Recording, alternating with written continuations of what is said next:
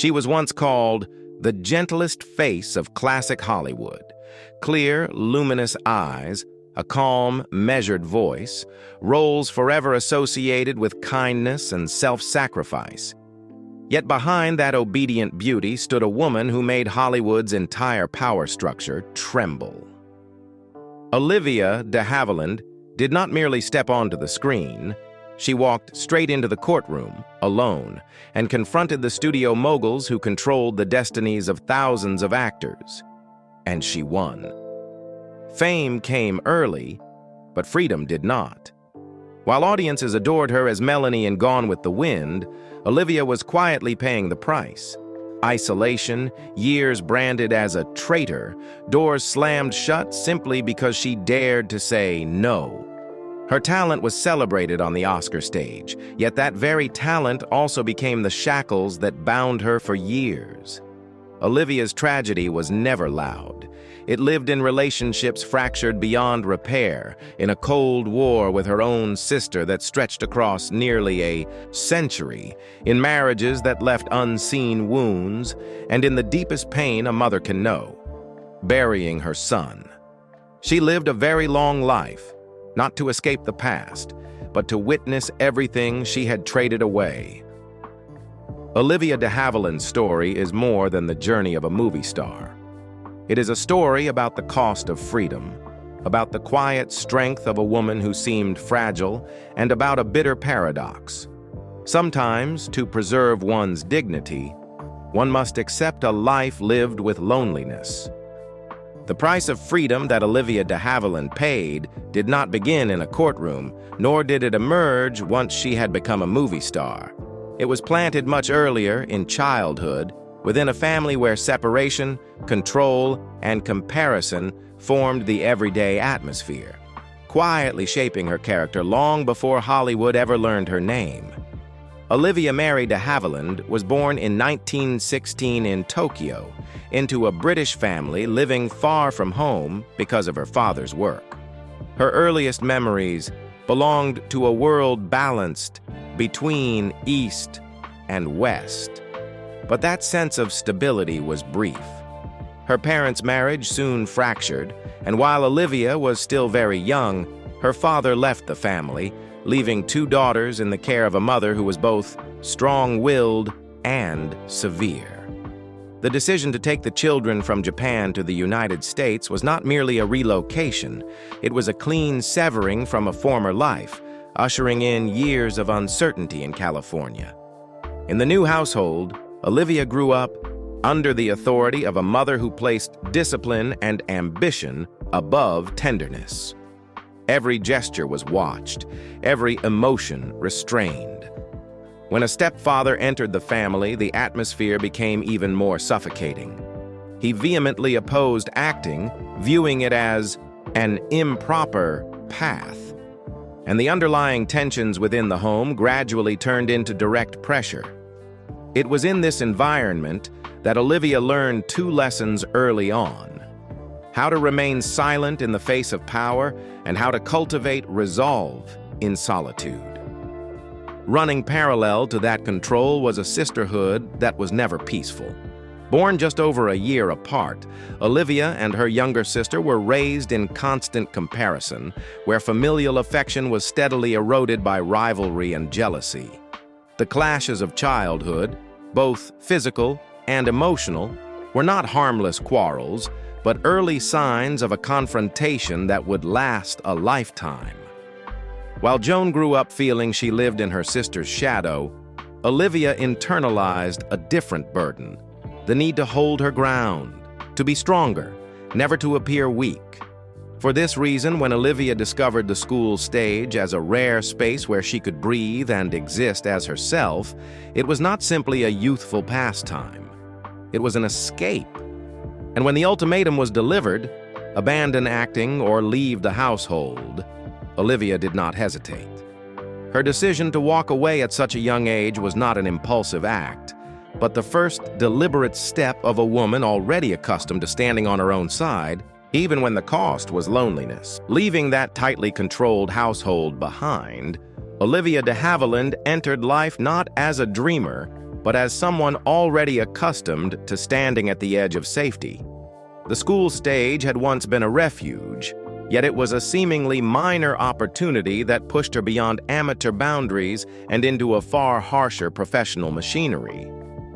Chosen as the understudy for Hermia in A Midsummer Night's Dream at the Hollywood Bowl, Olivia was not the anticipated name.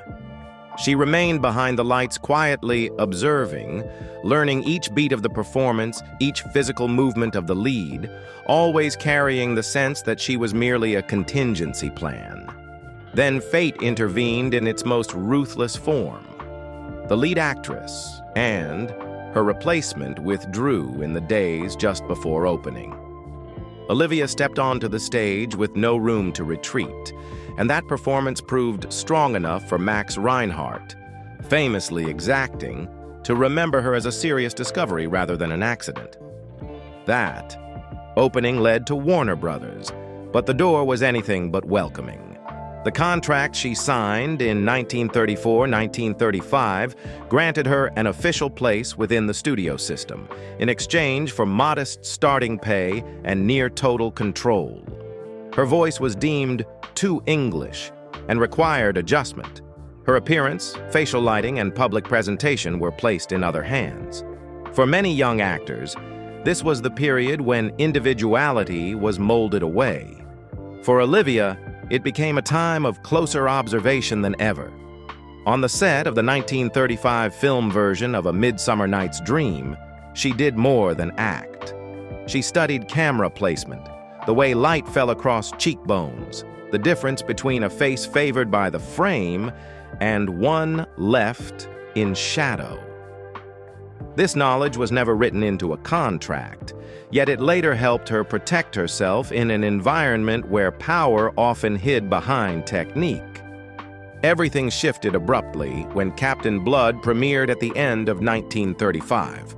The adventure film, modestly budgeted but ambitious in scope, unexpectedly became a commercial jolt, earning far beyond expectations at a time when the United States had not fully emerged from the Great Depression.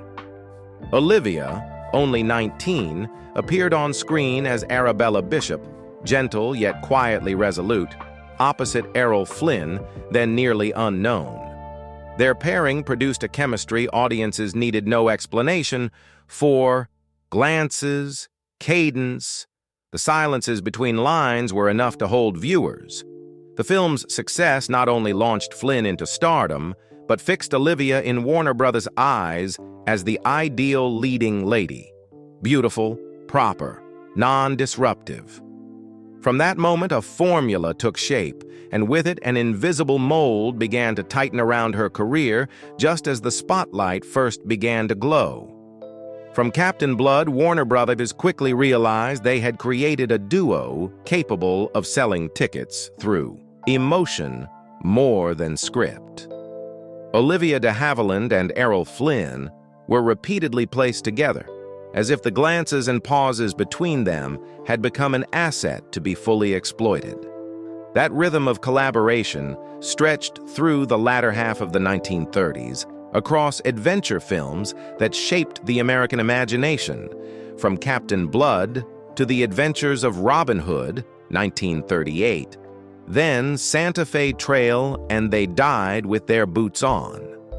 The Adventures of Robin Hood, filmed in vivid Technicolor, became a box office phenomenon, earning multiple Oscar nominations and wins.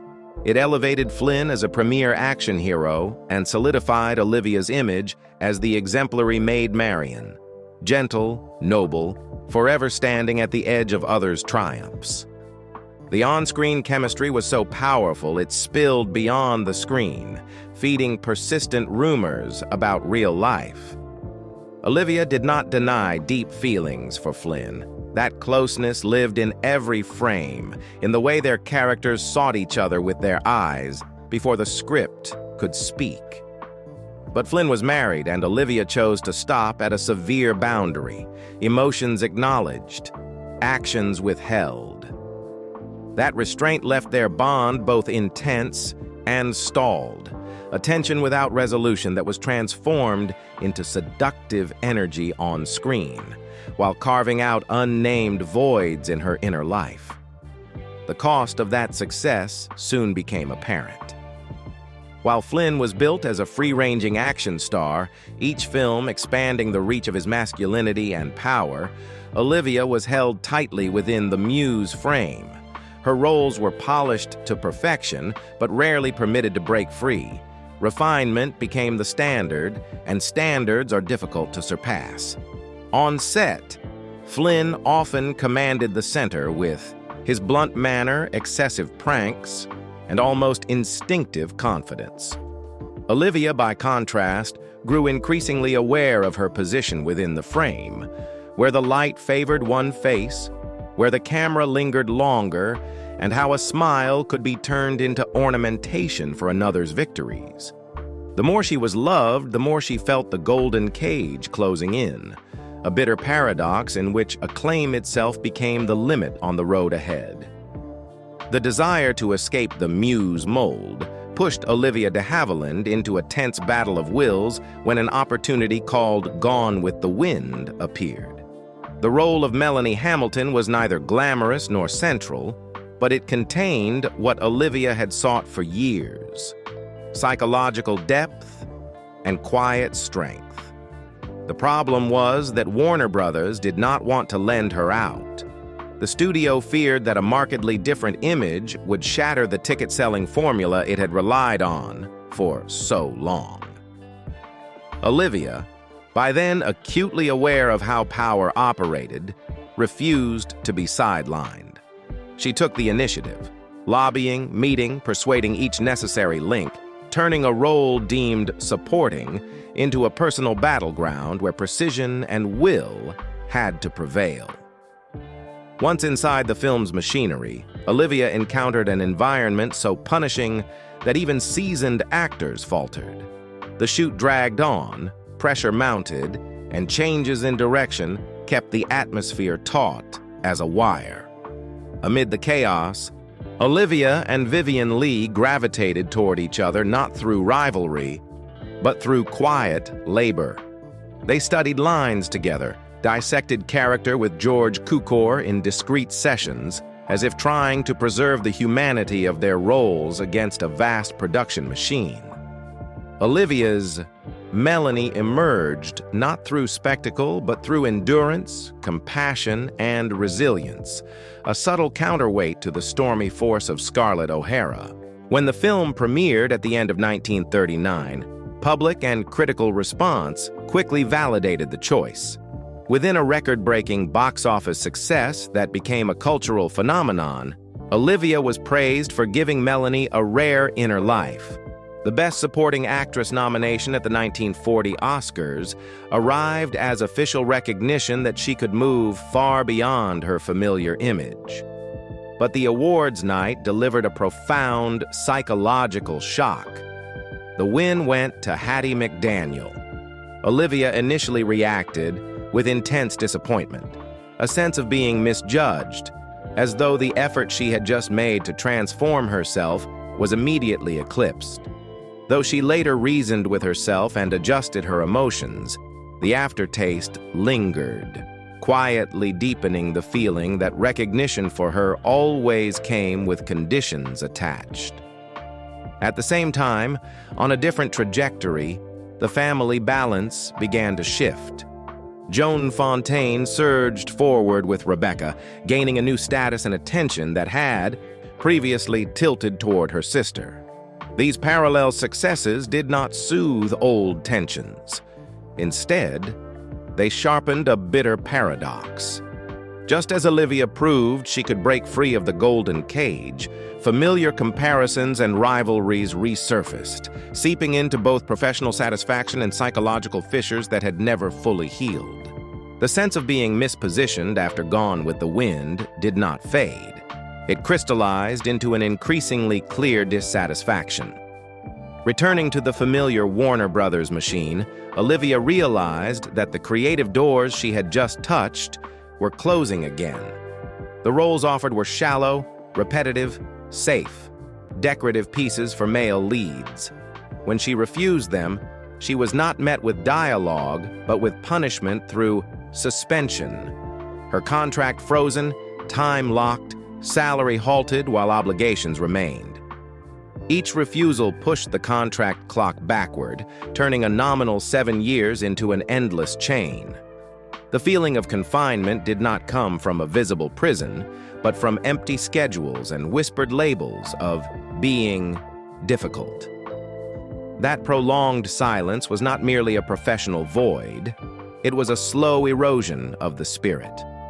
Olivia watched colleagues accept inferior roles to keep moving, while she was pushed to the margins as a warning. Loneliness grew with each month of enforced inactivity.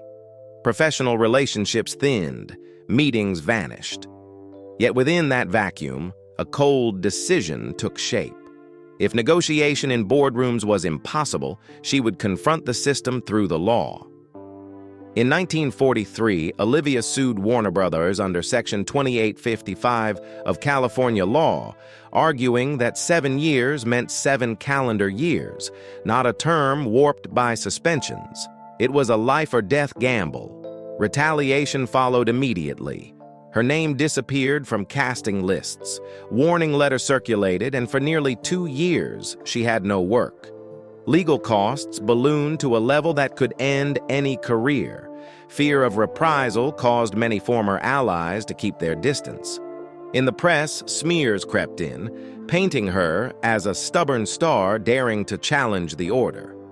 At the end of 1944, the verdict came down. The court ruled in Olivia's favor, affirming that contractual time limits were inviolable. That victory, later known as the de Havilland Law, did not instantly restore the spotlight, but it shattered the lock binding an entire generation. In that moment, Olivia did more than reclaim her own freedom. She forced Hollywood to confront how power had operated and to accept that the era of disguised contract servitude had cracked from within.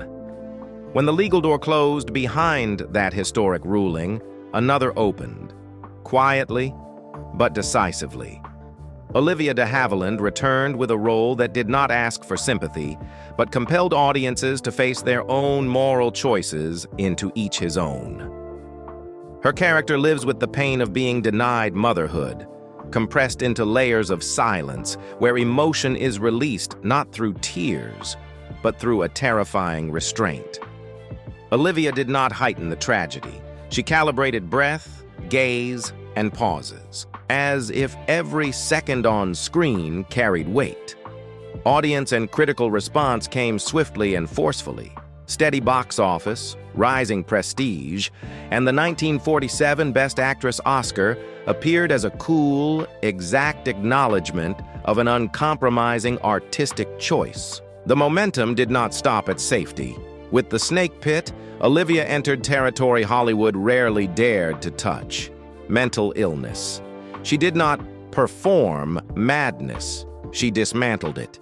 Before filming, she spent time in treatment facilities, observed procedures, listened to patient stories, and brought to the screen a fragile mental state with internal logic. Confining sets, repetitive sound, and rapid editing created psychological pressure that viewers could not ignore. The impact reached beyond box office returns.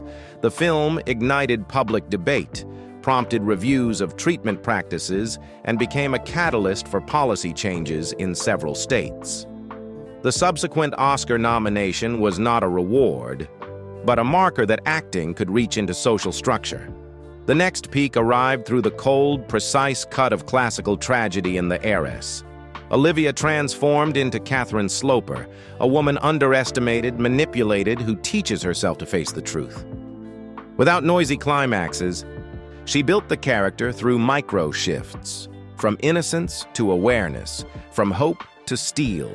Every step, every decision carried the weight of accumulated injury.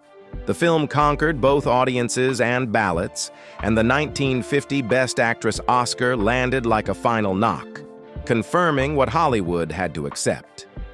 After her revolt against the system, Olivia did not merely return. She returned at the summit of creative freedom, where legal victory and artistic triumph reflected each other along a single cold, uncompromising line. After that decisive run of artistic victories, Olivia de Havilland's private life did not open into a matching calm, but into a choice that seemed reasonable at a moment when she longed for an anchor beyond the lights. Marcus Goodrich entered her life in that context. A writer and screenwriter, nearly 2 decades her senior, carrying the aura of an experienced intellectual and the promise of a mental space separate from Hollywood. The initial pull did not come from overt romance, but from the feeling of being understood after years of fighting alone, a feeling Olivia had rarely allowed herself to trust. They married in 1946, just as Olivia stood at the height of her fame. From the outside, it looked like a union of 2 creative temperaments. Inside, fissures appeared early. Marcus brought with him rigid standards of control, jealousy, and volatile moods that gradually turned their shared life into a sequence of tensions. The conflicts did not require shouting to wound. They seeped through daily routines, sudden outbursts, and the sense of being diminished and watched. Olivia, who had just reclaimed her professional freedom, found herself constrained again within domestic boundaries governed by unspoken rules no less suffocating. Their son, Benjamin Briggs Goodrich, was born in 1949, bringing rare joy but also a new burden. Motherhood did not soften the atmosphere at home, it exposed the instability more clearly. Episodes of psychological and physical violence confronted Olivia with a very real fear, forcing her to weigh the safety of herself and her child. The decision to leave was not impulsive, but the painful clarity of someone who understood that freedom, once won at the cost of an entire career, could not be traded away in private life. The divorce in the early 1950s closed a relationship that left more scars than tender memories. Olivia gained custody and left the United States, taking Benjamin with her to Paris. A shift not only geographical, but spiritual. In the quiet of a new city, she began learning how to be a single mother, caring for her son through the illnesses that would come later, and redefining happiness on her own terms. Her relationship with Marcus Goodrich thus became a dark chapter, where love that once promised shelter instead compelled Olivia once again to save herself, using the resilience forged in earlier battles. That path, after the collapse of her marriage to Marcus Goodrich, did not simply lead Olivia away from a man. It carried her into another role, the role of a mother under the harshest conditions of her life. Benjamin Briggs Goodrich grew up in Paris, not under studio lights, but in quiet rooms of books, numbers, and intellectual discipline. This was not a random flight from Hollywood, but an almost instinctive choice to stay distant from a world that had wounded his mother, from gazes that always demanded brilliance. Benjamin studied with seriousness, following paths in analysis, statistics, banking, and aerospace, fields with no place for glamour, only precision and endurance. Yet that intellectual life was soon overshadowed by a silent battle. Hodgkin's disease appeared while Benjamin was still young, a cold diagnosis placing a question mark over a future just taking shape. The illness did not strike as a single shock. It lingered, relentless, forcing every plan to contract. Around cycles of treatment, Paris, for Olivia, ceased to be a refuge from Hollywood and became the center of a life revolving around her son. Schedules recalibrated to health, rooms kept sterile, years passing quietly between care, waiting, and fragile hope. In the final years, when Benjamin returned to academic work, continuing his dissertation as a way of asserting that illness could not define his entire being, Olivia was beside him not as a two-time Oscar-winning star, but as a mother present for every meal, every bout of exhaustion, every sleepless night. There was no stage, no camera, only patience stretched to its limits. When Benjamin died in Paris in 1991, at the age of 42, his death did not close a loud tragedy. It left a heavy void, one in which Olivia's most brilliant career proved utterly powerless, leaving only the single role she never abandoned, a mother who stayed until the final moment. That loss did not seal Olivia within tragedy. Instead, it pushed her toward a different way of living, slower, farther from the lights, where affection no longer carried the shape of possession or control. Pierre Galante entered her life in that context, first encountered at the Cannes Film Festival in 1953, when Olivia was no longer seeking validation, nor trying to prove anything to Hollywood. Pierre was a journalist, an editor at Paris Match, sharp, composed, at home in the world of words rather than the glare of celebrity. He looked at Olivia not as a cinematic icon, but as a woman carrying layers of silence. That very calmness created a rare pull, a sense of safety she had not known in her previous marriage. Their relationship unfolded at a rhythm unlike anything Olivia had experienced before. Not hurried vows, but long conversations. Not spectacle, but journeys between European cities, where she gradually detached from Hollywood's tempo. Their marriage in 1955 did not resemble a noisy beginning, so much as a geographical and spiritual shift. Paris became a permanent home, not an escape, but a deliberate choice to live slowly, privately, and on her own terms. Their daughter Giselle was born into that setting, growing up between two languages, two cultures, and a household where fame was not placed at the center. Olivia shielded her child from the public gaze, imposed no artistic destiny, and refused to turn childhood into an extension of a cinematic legacy. Becoming a mother for the second time, she carried both experience and the fear shaped by earlier loss, more cautious, more guarded in every decision. The marriage with Pierre did not escape quiet fractures. His journalistic work took him frequently away, while Olivia grew increasingly inward, accustomed to a still interior life. There were no dramatic confrontations, no theatricalized disagreements. Distance formed through mismatched rhythms, through months in which each lived within a separate world. Their separation in 1962 was not a clean break, as they maintained a bond difficult to define, an uncommon mutual respect after rupture. Remaining married on paper for many years was not hesitation, but Olivia's belief that their relationship had moved beyond legal form. When Pierre fell gravely ill in his later years, Olivia stayed by his side, not as a wife defined by law, but as someone who had chosen attachment through quiet care. Paris once again became the space of long days by a sickbed, where affection required no title to exist. In this relationship, Olivia sought neither redemption nor an idealized model. She lived with Pierre as she lived with her own choices, a life less noisy, more enduring, shaped by staying, even as everything changed. The silence Olivia chose in her private life never existed in her relationship with Joan Fontaine. There was no distance wide enough for them to breathe in the same rhythm.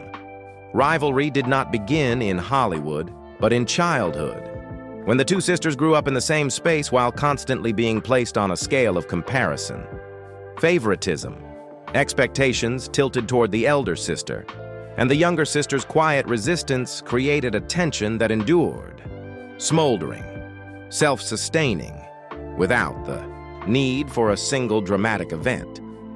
When both entered cinema, that rivalry did not dissolve. It was amplified by fame. Roles, contracts, and press coverage inadvertently pushed them into opposition, even without open declarations of war. The first peak came on Oscar night in 1942. when Joan Fontaine's name was called as the winner, and Olivia remained seated with a symbolic loss. That moment was not merely about an award. It marked a reversal of power between the sisters, striking at the most sensitive point of pride. Looks, gestures, and silences in the auditorium were dissected by the media, turning a family relationship into a public stage.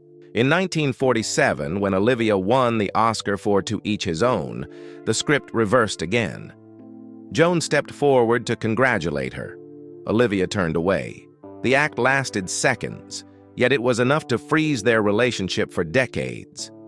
Beyond awards, overlapping romantic ties, the men who appeared in both their lives and the press's embellishment of these details deepened the conflict into something far more personal than professional rivalry alone. The turning point came in 1975 when their mother died, exposing every fracture.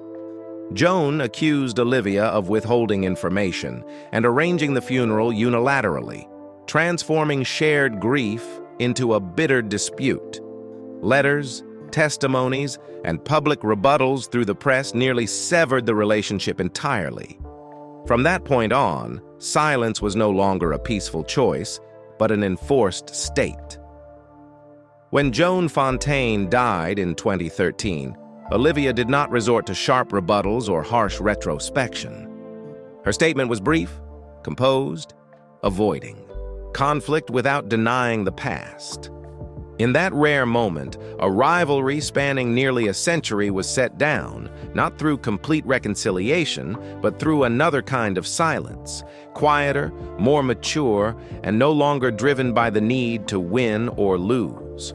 After all the collisions that shaped an entire lifetime, Olivia de Havilland chose Paris as a long-term place to stand, not to withdraw from the world, but to exist on her own terms. She lived discreetly, avoided loud nostalgia circuits, appeared selectively at cultural events, and occasionally gave interviews while maintaining a firm boundary between private life and public exposure. Writing her memoirs was not an act of self-defense or self-celebration, but a way of arranging memory according to an order she controlled, an action consistent with a life spent insisting on self-determination. That pride revealed itself most clearly when Olivia entered one final confrontation with the industry she had once challenged. In 2017, at the age of 101, she sued FX Networks and the creators of the series Feud, objecting to a portrayal that cast her as petty and gossipy. The lawsuit was not driven by a desire to win or lose, but by the need to protect personal dignity, something she valued more than the quiet comfort of old age. The unfavorable ruling did not end the debate. Instead, it opened a broader conversation about image rights, creative boundaries, and responsibility when portraying the lives of real people. Alongside that legal dispute, major honors continued to arrive, not as belated rewards, but as recognition extending across cultures. The United States awarded her the National Medal of Arts, France bestowed the Legion of Honor, and the United Kingdom named her a Dame Commander of the British Empire, at an age without precedent. These distinctions did not alter Olivia's way of life, but they carved her place more deeply into the artistic history of the 20th century. When Olivia de Havilland died in Paris in 2020 at the age of 104, she was the last surviving principal cast member of Gone with the Wind. Her passing did not strike as a loud tragedy, but created a singular pause, the moment when an era of Hollywood closed alongside a woman who had crossed through it by talent, struggle, and a pride that never consented to shrink.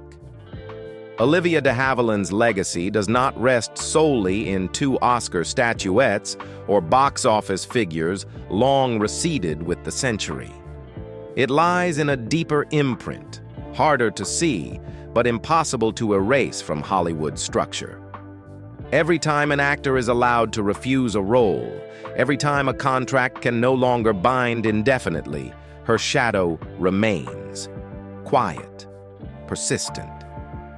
Olivia did not merely portray women of complex inner lives. She forced the system itself to acknowledge that actors are human beings, not assets extendable at will. On screen, her roles age slowly. Melanie Hamilton still stands, not through weakness, but through endurance. Catherine Sloper in The Heiress does not need to shout to wound the audience. Her pain seeps through restrained glances.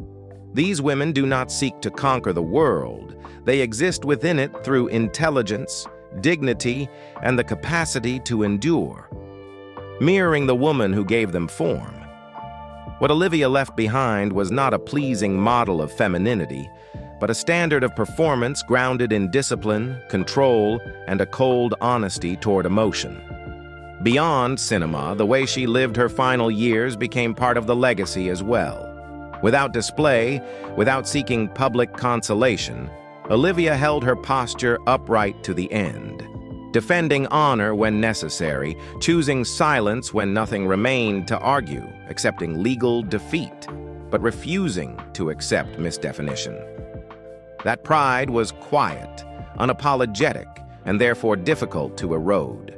When the name Olivia de Havilland is recalled, one may begin with a role, a legal victory, or a lifelong family feud. But after all those entry points, what remains is the image of a woman who refused to live according to a pre-written version. She moved through fame, tragedy, solitude, and power by a single principle: self-determination. And that is why Olivia de Havilland does not merely belong to Hollywood history. She stands apart from it, as a marker future generations must look back to before moving forward. Today, when people speak of Olivia de Havilland, they remember more than Gone with the Wind, more than 2 Oscar statuettes, more than the lawsuit that shook the studio system. They remember a woman who spent her entire life refusing to become property, refusing a scripted fate, and steadfastly defending the right to live with dignity, even when the cost was loneliness, misunderstanding, and years of being turned away. This was not loud rebellion, but a form of courage that was enduring, cold, and expensive. If you have ever fallen silent before the gentleness of Melanie Hamilton, felt pain alongside Catherine Sloper when she was diminished and betrayed, or realized that silence can sometimes be the strongest form of resistance, leave a word of farewell for the woman who spent her life holding on to dignity in a world determined to take it away. And if you wish to continue exploring the real people behind the legends, stay and support the channel, so stories like this are not lost in the noise of history.